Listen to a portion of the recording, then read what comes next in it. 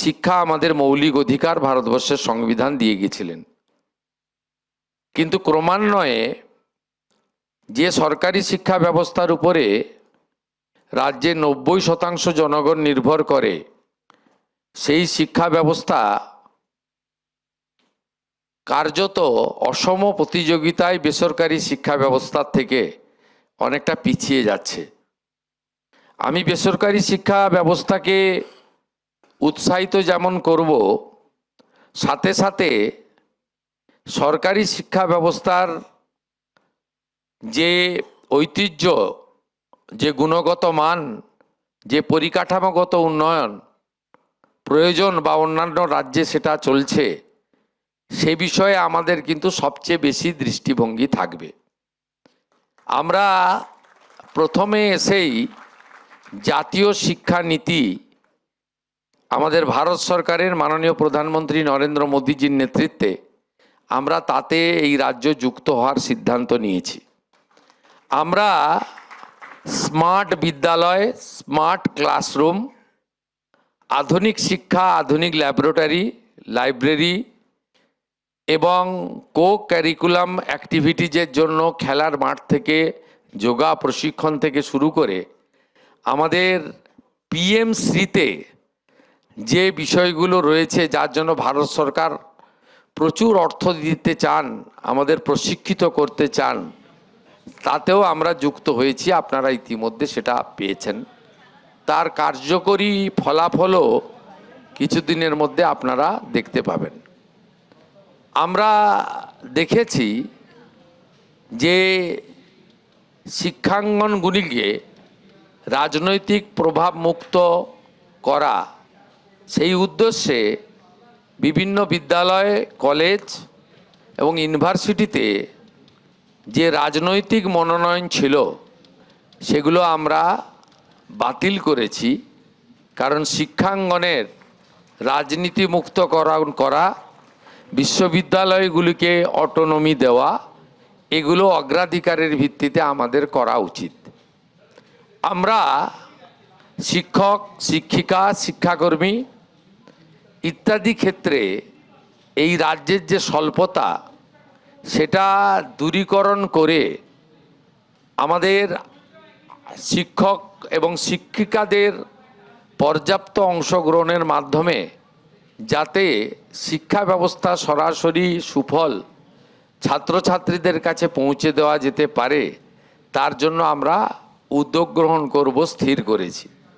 আপনারা আমাদের উপর ভরসা রাখতে পারেন।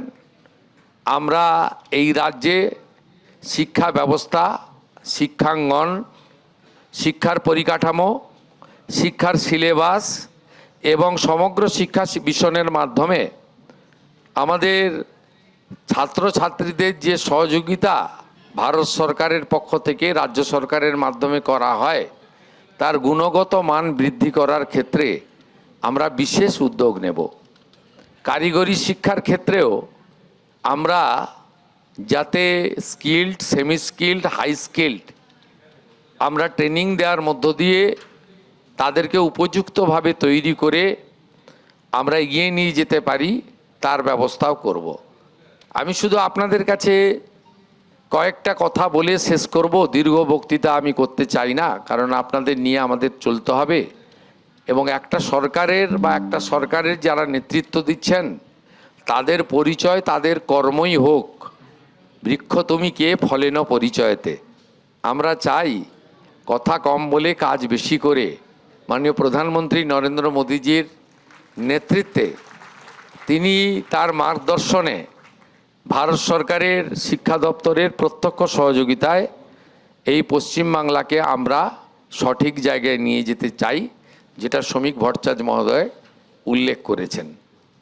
আমরা যেমন চাই যে প্রকৃত শিক্ষা গ্রহণ করে, আধুনিক শিক্ষা গ্রহণ করে আপনারা নিজেদেরকে উপযুক্তভাবে স্বনির্ভর রূপে গড়ে তুলে নিজের পরিবারের, সমাজের অর্থনৈতিক দায়িত্ব গ্রহণ করবেন, সাথে সাথে যে শিক্ষার কথা স্বামী বিবেকানন্দ ভেবেছিলেন যে শুধুমাত্র পুঁথিগত শিক্ষা বা পরীক্ষায় কৃতকার্য হওয়ার মধ্য দিয়ে নিজেকে সীমাবদ্ধ না রেখে এমন শিক্ষায় শিক্ষিত হওয়া উচিত যে শিক্ষার মাধ্যমে নিজের চরিত্র গঠিত হয়, মনের বল বৃদ্ধি পায়, বুদ্ধিবৃত্তি বিকশিত হয় এবং মানুষ স্বাবলম্বী হয়ে উঠতে পারে।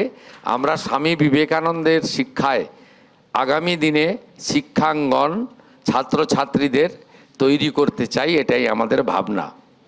আমি আপনাদেরকে ঈশ্বরচন্দ্র বন্দ্যোপাধ্যায় বিদ্যাসাগর মহোদয়, তিনি শিক্ষার ক্ষেত্রে, বিশেষ করে নারী শিক্ষার ক্ষেত্রে তার যে উদ্যোগ প্রয়াস, এই প্রয়াসকেই আগামী দিনে আমাদের সরকার পাথেয় করে চলবে। নারী শিক্ষায় অগ্রাধিকার আমাদের থাকবে। বালিকা বিদ্যালয়গুলি, মহিলা কলেজগুলি, মহিলা ইউনিভার্সিটিগুলিকে আমরা বিশেষভাবে আমরা তাদেরকে উৎসাহিত করব, এই বিষয়ে আমাদের অগ্রাধিকারের মধ্যে থাকবে। আমি চাই আপনারা আধুনিক ভারতের, যার জন্মদিনকে জাতীয় শিক্ষা দিবস হিসেবে পালন করা হয় 5ই সেপ্টেম্বর, ডক্টর সর্বপল্লী রাধাকৃষ্ণনের ভাবনায় আপনারা নিজেকে তৈরি করুন। আপনারা মাঝে মাঝে স্মার্ট মোবাইল ফোনে আপনারা এপিজে আব্দুল কালামজি, ভারতবর্ষের প্রাক্তন রাষ্ট্রপতি প্রয়াত, তার বক্তৃতাগুলো শুনুন, তার ক্লাসগুলো, তার ইন্টারেকশান, প্রশ্ন উত্তরগুলো শুনে নিজেকে সুন্দরভাবে তৈরি করুন, গড়ে তুলুন। আপনাদের সরকার আপনাদের সাথে থাকবে। শিক্ষা ছাড়া আমরা কখনোই চেতনার মুক্তি ঘটাতে পারি না, আর চেতনার মুক্তি ঘটানোর মধ্য দিয়েই আধুনিক বাংলা তৈরি হতে পারে। এই বাংলাতে এত এত মেধা সম্পন্ন লোকজন রয়েছে যারা ইউরোপের ইউনিভার্সিটিগুলোতে গিয়ে নেতৃত্ব দিচ্ছেন।